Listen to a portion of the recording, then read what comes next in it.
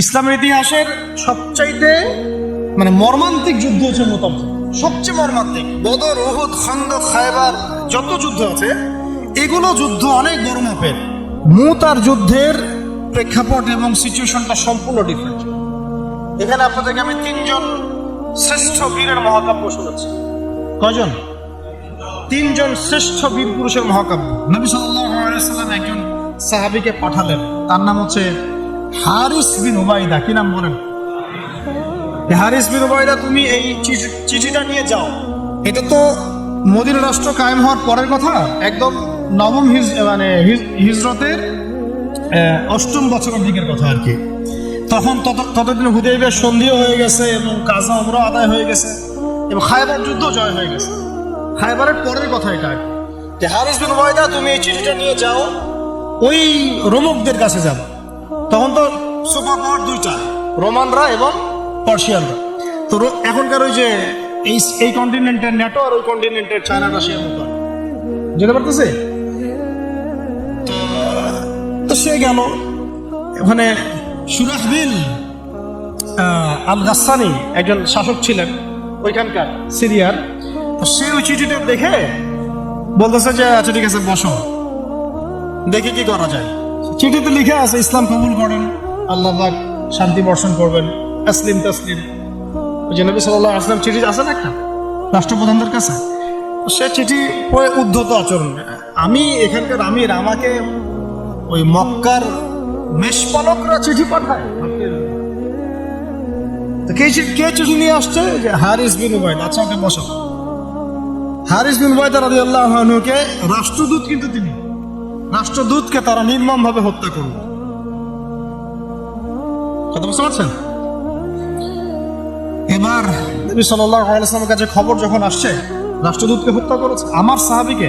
কয়জন সাহাবীকে হত্যা করেছে? 10 জন, 20 জন, 100 জন না একজন সাহাবীকে হত্যা করার প্রতিশোধ নেওয়ার জন্য নবী সাল্লাল্লাহু আলাইহি ওয়াসাল্লাম 3000 বাহিনীর একটা জিহাদি কাফেলা তৈরি করলেন। 3000 বাহিনী কাফেলায় তিনি নিজে নেতৃত্ব না দিয়ে বললেন যে এই কাফেলার নেতৃত্ব দিবে আমার প্রিয় ভাজন, তাকে তার পালক পুত্র বলা হতো এক সময়, যায়েদ ইবনে হারেসা রাদিয়াল্লাহু। কোন যায়েদ? তায়েফের সফরের সঙ্গী, তায়েফের সফরের একজন সাহাবী তার সাথে ছিল, তার নাম যায়েদ ইবনে হারেসা। যখন তায়েফবাসী নবীজিকে মারছিলেন, যায়েদ ইবনে হারেসা রাদিয়াল্লাহু আনহু তার বুক দিয়ে নবীকে জড়ায় ধরেছিলেন যে আমার গায়ে আঘাত লাগুক, তার গায়ে না লাগুক। এই সাহাবী যায়েদ ইবনে হারেসা রাদিয়াল্লাহু, তাকে পতাকা দিয়ে বললেন এই মুতার যুদ্ধের আমির হচ্ছে যায়েদ ইবনে হারেসা। যদি যায়েদ ইবনে হারেসা শহীদ হয় তাহলে পতাকা বহন করবে জাফর ইবনে আবি তালিব, আমার চাচাতো ভাই। কোন জাফর? যিনি আবিসিনিয়ায় গিয়েছিলেন মুসলিমদেরকে নিয়ে হিজরত করতে, মনে আছে? যিনি বাদশাহ নাজাশির সামনে কুরআন তেলাওয়াত করার, সূরা মারিয়াম তেলাওয়াত করার কারণে বাদশাহ নাজাশির চোখ দিয়ে দরদর করে পানি পড়তে শুরু করেছে। ওই বাদশাহ নাজাশিও পরে ইসলাম কবুল করেছে, আলহামদুলিল্লাহ। জাফর রাদিয়াল্লাহু আনহু পতাকা বহন করবে যদি যায়েদ ইবনে হারেসা শহীদ হয়। এরপরে যদি জাফরও শহীদ হয়, পতাকা বহন করবে আমার আরেক প্রিয় ভাজন সাহাবী আব্দুল্লাহ বিন রাওয়াহা রাদিয়াল্লাহু আনহু।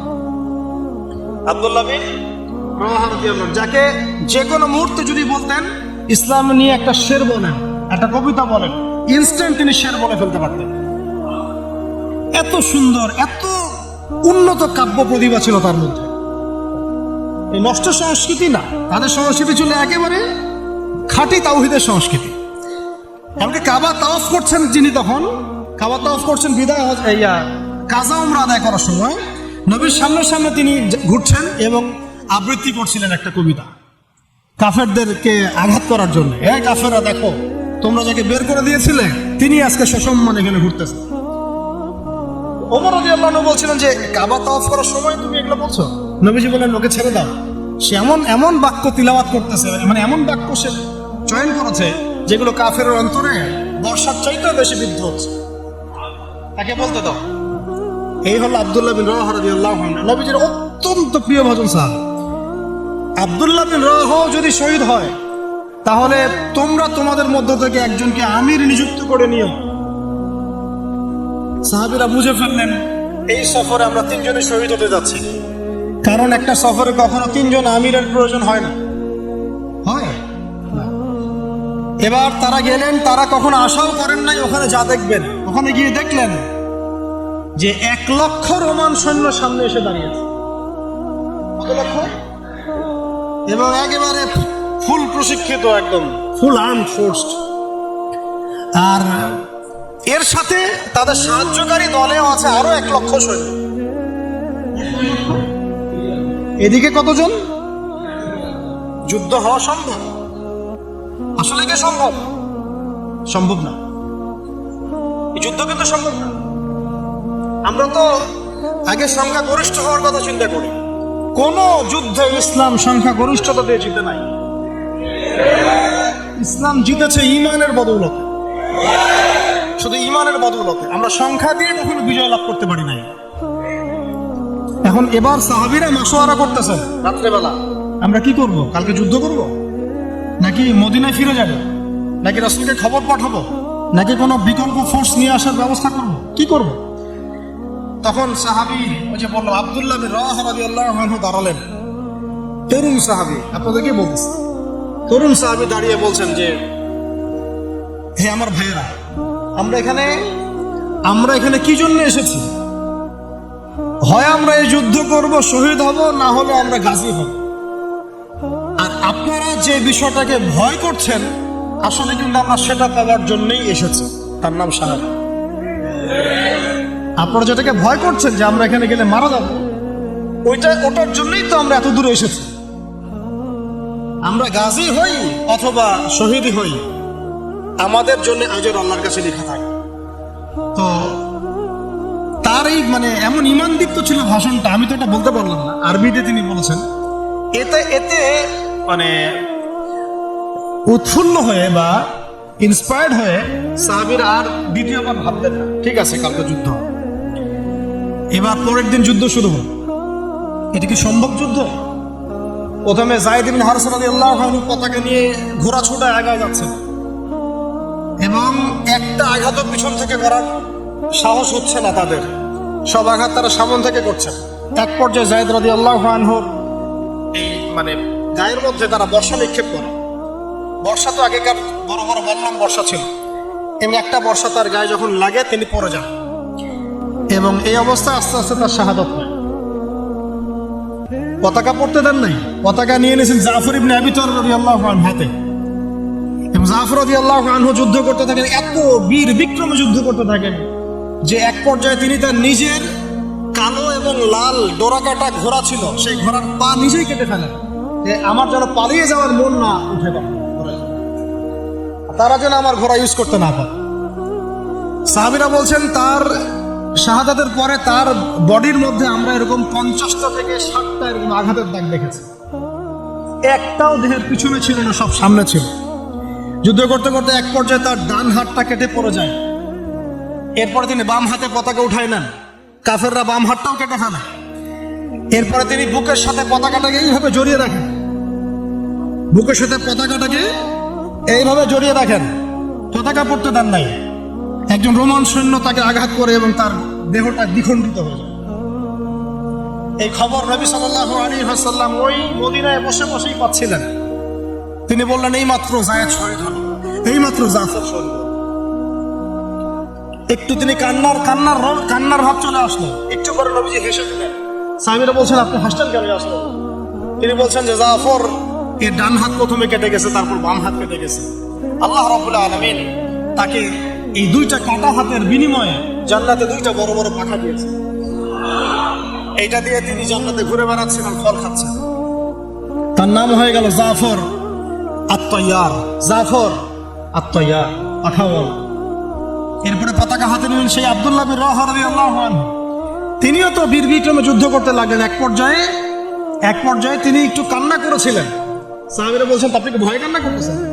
জি না, আমি ভয়ে কান্না করছি না, বরং কোরআনের একটা আয়াত আমার মাথায় আসছে বলে আমি কান্না করছি। সে আয়াতটা ছিল সূরা মারিয়ামের মধ্যে, ওয়া ইম মিনকুম ইল্লা ওয়ারিদুহা কানা আলা রাব্বিকা হাতমান মাকদিয়া। একটা আয়াত আছে কোরআনে, সূরা মারিয়াম। এটা হচ্ছে আপনার রবের একেবারে একটা চিরনির্ধারিত একটা বিষয়, যে তোমাদের সবাইকে, আবার বলছি, ওয়া ইম মিনকুম ইল্লা ওয়ারিদুহা কানা আলা রাব্বিকা হাতমান মাকদিয়া, তোমাদের সবাইকেই আবশ্যিকভাবে ম্যান্ডেটরি ভাবে এই জান্নাত জাহান্নামের উপর অবস্থিত এই পুল সিরাত পার হতেই হবে। এটা তোমার রবের একটা প্রাচীন একটা মানে স্টেটমেন্ট, এটা তোমাকে করতেই হবে, সবাইকে করতে হবে। এই আয়াতটা মনে হয় আমার কান্না আসতেছে।